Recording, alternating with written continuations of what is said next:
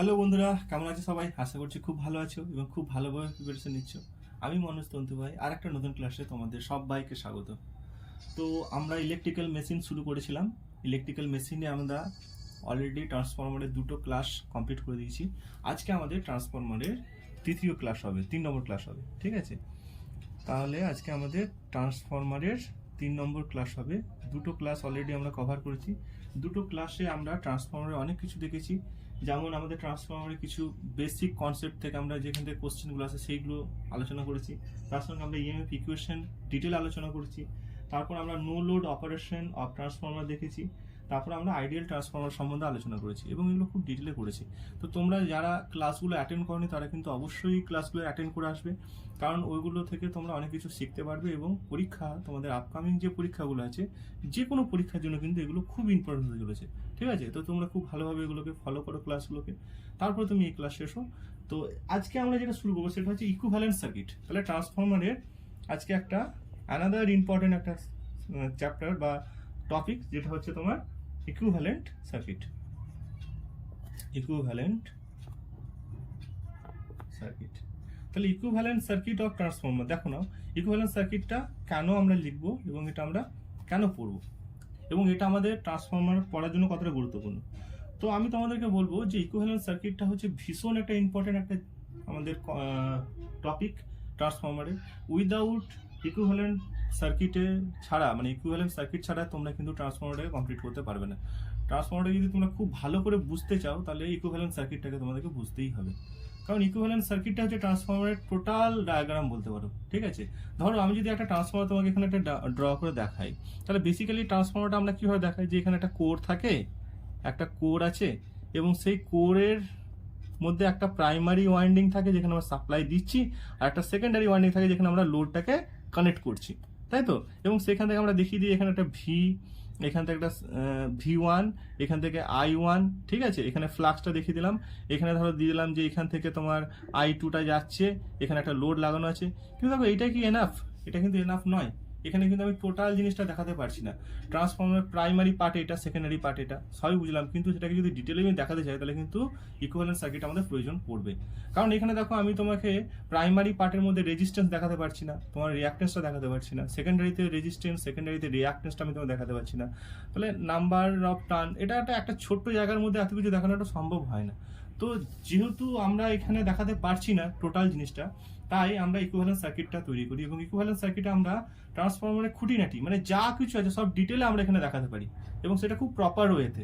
তাই প্রপার ওয়েতে দেখানোর জন্য আমরা ইকুইভ্যালেন্ট সার্কিটটাকে প্রয়োজন হয় এবং এখান থেকে কিন্তু আমরা বিভিন্ন রকমভাবে ট্রান্সফরমারটাকে বুঝতে পারবো। তাই প্রপার ওয়ে জানতে গেলে আমাদেরকে ইকুইভ্যালেন্ট সার্কিটটা প্রয়োজন জানা, এবং এটা ছাড়া কিন্তু আমাদের ট্রান্সফরমারতে এগিয়ে যেতে পারবো না, ঠিক আছে? তাই এটা কিন্তু জানাটা খুব প্রয়োজন এবং খুব ইজিও, এটা খুব টাফ কিন্তু নয়।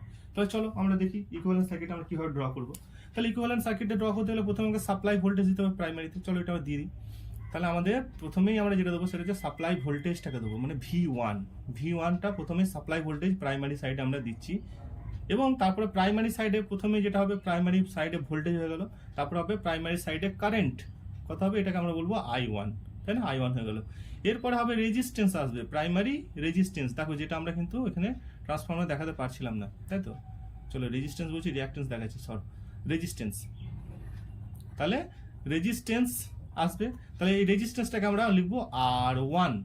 তারপরে কি আসবে? রিঅ্যাকট্যান্স আসবে, রিঅ্যাকট্যান্স, যেটাকে আমরা লিখবো JX1। এবং এই রেজিস্ট্যান্স এবং রিঅ্যাকট্যান্সটাকে দুটোকে একত্রে আমরা কি বলবো? আমরা বলি ইম্পিডেন্স, তাই না? ইম্পিডেন্স Z, মানে এটা Z1 বলবো। তাহলে Z1 ইজিক্যাল টু লিখতে পারি, Z1 ইজিক্যাল টু হবে R1 প্লাস JX1, ঠিক আছে?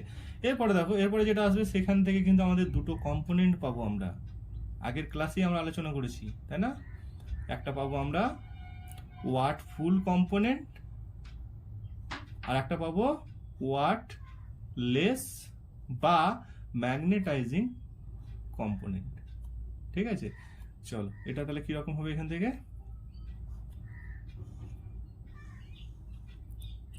এই হচ্ছে, তাহলে ওয়াটলেস কম্পোনেন্ট, একটা হচ্ছে ওয়াট ফুল কম্পোনেন্ট। তাহলে যে রেজিস্ট্যান্সের যে পার্টটা আছে সেটাকে আমরা বলবো ওয়াট ফুল কম্পোনেন্ট, যেটাকে আমরা কিভাবে লিখবো, এটা আমরা লিখবো এটা RW। আর এখানে যেটা লিখবো ম্যাগনেটাইজিং কম্পোনেন্ট সেটা এক্স এম দ্বারা লিখবো, এবং এখান থেকে যে কারেন্টটা আসছে সেই কারেন্টটাকে আমরা লিখবো আই নট, এবং এই আই নটটা দুটো পার্টে ভাগ হবে, দুটো কারেন্টের এটা সাম হয়, সেটা হচ্ছে তোমার এখানে কি লিখবো, এটা লিখবো আই ডাব্লিউ, এখানে লিখবো আই এম। এগুলো আমরা খুব ভালো করে দেখেছি নো লোডে, তাই না? তাই জন্য এগুলোকে হয়তো ডিটেল আমরা আর আলোচনা করবো না, কোনটা তোমার ওয়াটলেস, কোনটা ওয়াটফুল, বা কোনটা ম্যাগনেটাইজিং কম্পোনেন্টটা কি কাজ করে, এগুলো কিন্তু আগের ক্লাসে আলোচনা করেছি খুব ভালো করে, তোমরা কিন্তু এগুলো অবশ্যই দেখবে ক্লাসগুলো।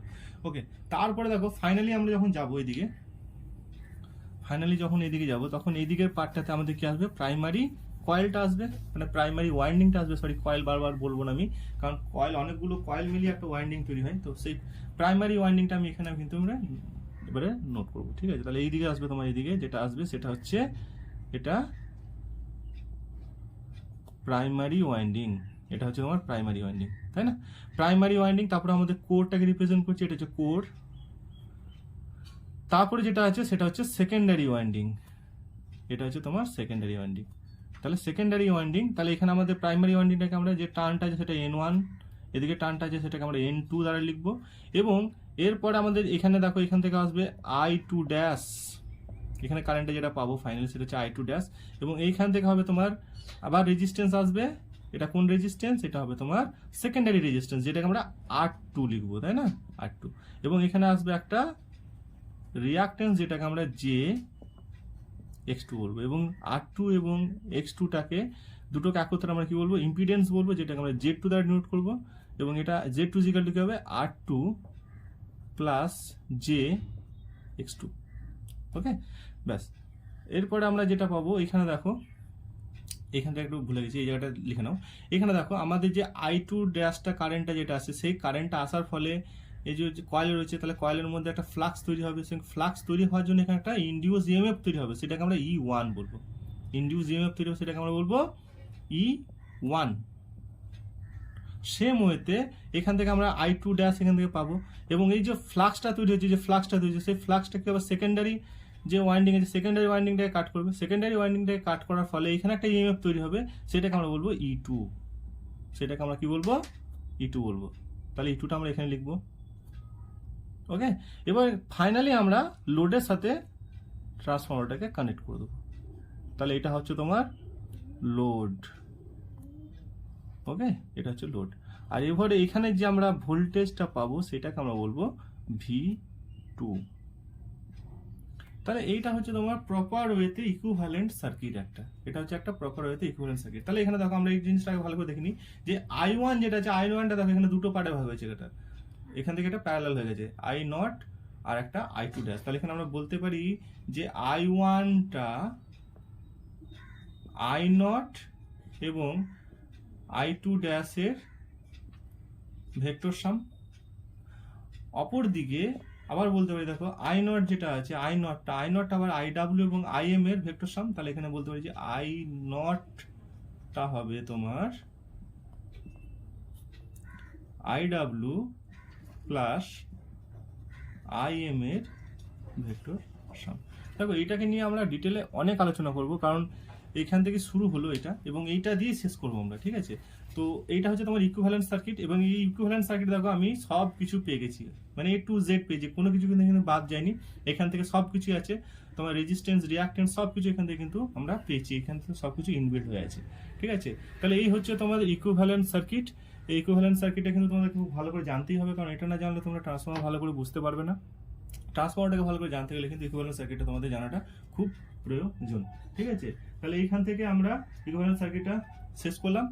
এর পরের ক্লাসে আমি আরো নতুন কিছু নিয়ে আসছি ট্রান্সফর্মারের প্রতিটা খুঁটিনাটি জিনিস আমি কিন্তু তুলে ধরবো, কোনোটা বাদ দেবো না। তোমাদের পরীক্ষার প্রসপেক্টিভে যা যা প্রয়োজন আমি সব কিন্তু তোমাদের জন্য নিয়ে আসতে চলেছি, এবং এখান থেকে কি কি কোশ্চেন আসে সেগুলো আমি ক্লাসের মাঝে করাবো, এবং যখন এটা শেষ হয়ে যাবে ট্রান্সফর্মার, তখন কিন্তু আমি কোশ্চেন সিরিজও নিয়ে আসবো, যে প্রিভিয়াস ইয়ার্স বা রিসেন্ট যে পরীক্ষাগুলো হয়েছে সেই পরীক্ষায় কি কি কোশ্চেন এখান থেকে এসেছে, বা কি কি কোশ্চেন আসতে পারে পরবর্তীকালে, সেই সব কোশ্চেনগুলো নিয়ে আমরা আলোচনা করব। তো কোনো কিছু কিন্তু বাদ যাবে না, সব ডিটেল আলোচনা হবে। তো তোমরা কিন্তু খুব ভালোভাবে প্রিপারেশন নাও, বন্ধুদের সাথে বেশি করে শেয়ার করো এবং আমাদের সাথে থাকো। তো বন্ধুরা আজ এই পর্যন্ত থাকলো, তোমরা খুব ভালো থেকো, সুস্থ থাকো।